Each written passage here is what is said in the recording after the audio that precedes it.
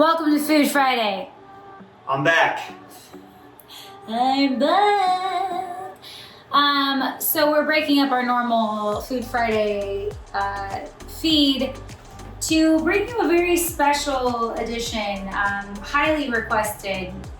By Brienne. No, it's highly requested. Louie's gonna teach us how to make a pour-over coffee. Yep. So if you didn't think I was hipster before, you're definitely gonna know I'm hipster now. Great. He's also wearing an old bowling shirt, so he's really hipster. Yep. Okay, so here's the deal. If you are a coffee drinker, then maybe you know what this is, but if you're not, you're probably new to it. So a pour-over is actually a type of, it's a way to make coffee. So you have a French press, which you might be familiar with, which is, we have one up there, but you just like put the little lever down. Plunger. It's like a plunger, yeah. You have a Keurig, which you just press the button. That's easy. But this is like, if you go to an expensive coffee shop and you get the expensive coffee, this is how they make it, because it's really bougie. And so Louie just, that's really exchangeable with the name Louie is bougie. Bougie Bookout. It's easy to remember and you can't forget it. So there you go. Makes more sense now, right? The bougie bookouts. Bougie Bookouts. Okay, so here's what you're gonna need if you decide, you know, maybe now or later on in life, in college or something like that, that you want to get into making your own coffee this way. And I'm not gonna give you like, you know, like this might be a cup or a scoop or whatever. We're gonna do this right. Science. Because I wanna teach you guys the right way. There's three things I'm really serious about. God, Brienne, and making coffee the right way. Great, awesome. Music comes after that, but we'll figure that out. So here are the tools you're gonna need. It's a little bit involved. You're gonna need some kind of, this is called a V60, That's correct, a V60. Louie? They have plastic versions of this that are acrylic, plastic, stainless steel. They're really not that expensive. You can get them pretty much a lot of places. Yeah. The filters that go along with them are also on Amazon. They have them at a lot of like Asian markets. Japanese markets. Yeah, and so if you're looking for these, you want these like cone filters here. Yeah. And I like the bleached ones because the other ones taste like cardboard. That's right. So you're gonna need that, and then you're gonna need something to put. You can honestly put this straight on top of your cup, or he's got this fancy little thingy, but you can just put it straight on top of your cup. And then you can use pre-ground coffee, but he's gonna like roll his eyes at you a little bit. Because Louie, tell us why you should use whole bean coffee. Well, the second that you grind the beans, think of like an apple. You know when you cut into an apple? The second that you cut into it, it starts turning brown. Same thing happens when you grind coffee. So it starts to kind of lose its flavor. So that's why you want to keep it whole bean until you grind it, and then you're going to use it right away. Do you feel really pretentious things? So the freshest way to do it is to grind them. You can get this little, like one of these, or your parents might have a coffee grinder. They might have, yeah. I don't know. There's lots of different coffee grinders on the market. This one you do by hand to get you an arm workout as well. Yes.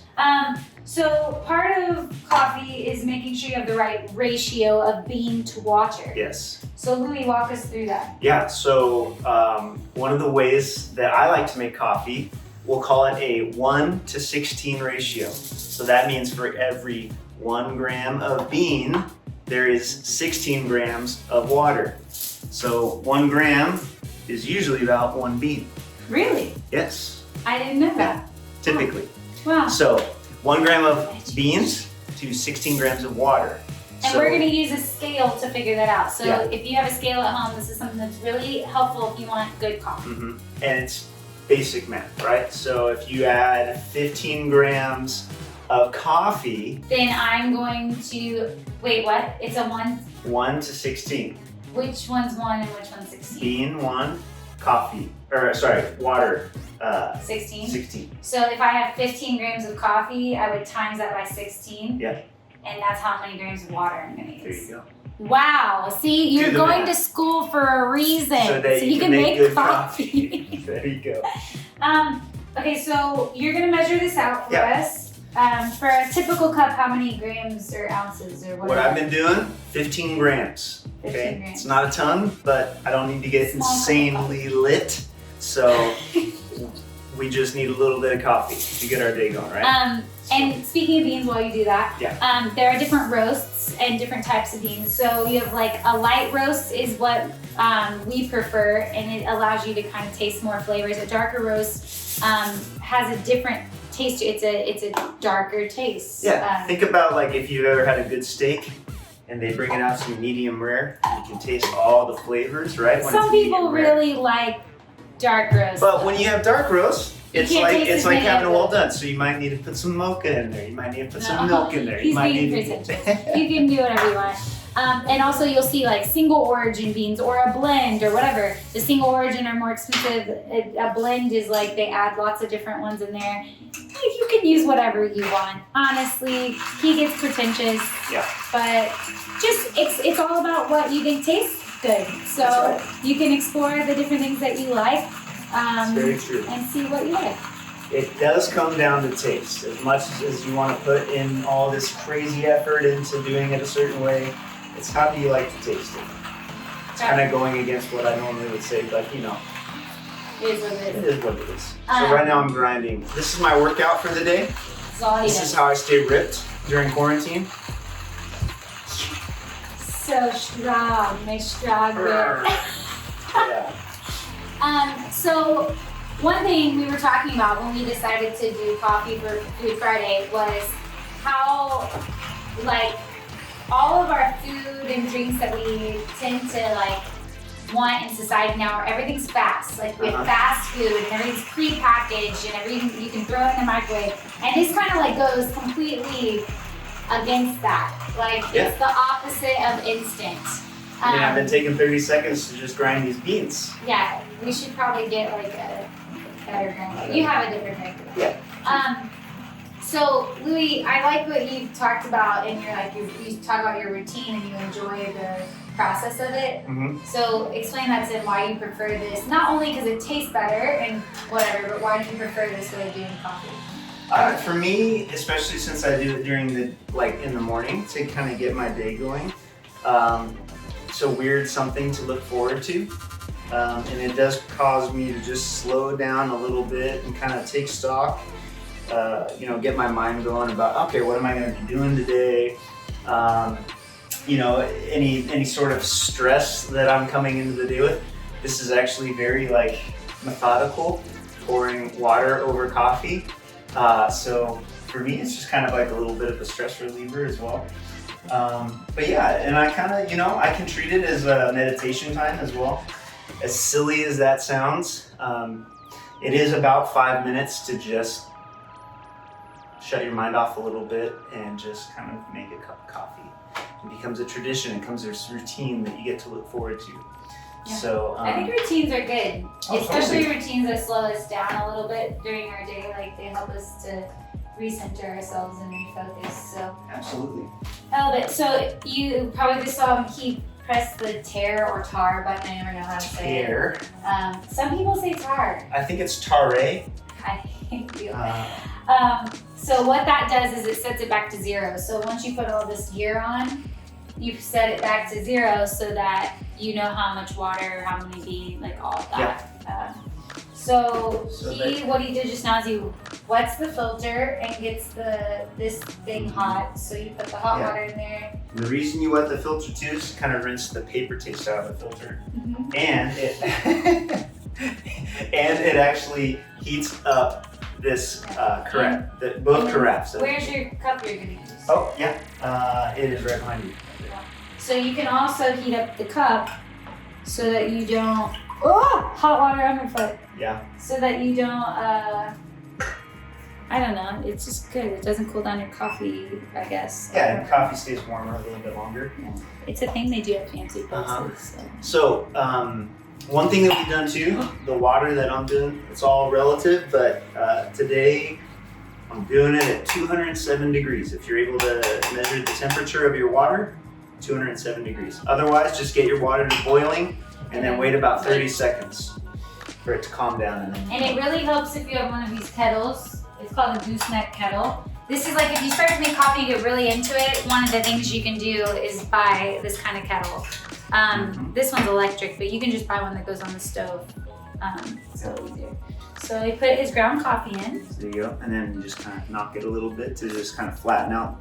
That's called the coffee bed because it's flat like a bed. There you Wow, go. I didn't know that. Sure. So now that we have our coffee here, okay. Let's have an amateur do it. Amateur. So the first thing we gotta do, this is really important step that nobody does a lot of times. You gotta bloom the coffee. So you've ground the coffee from whole bean, and now the coffee needs a second to just kind of open up. And so we're just gonna pour a little bit of hot water. How much is a little bit? So for this, we're gonna pour it to 45 grams. Okay, and do I start in the middle or on the outside? You start in the middle. And I do circular?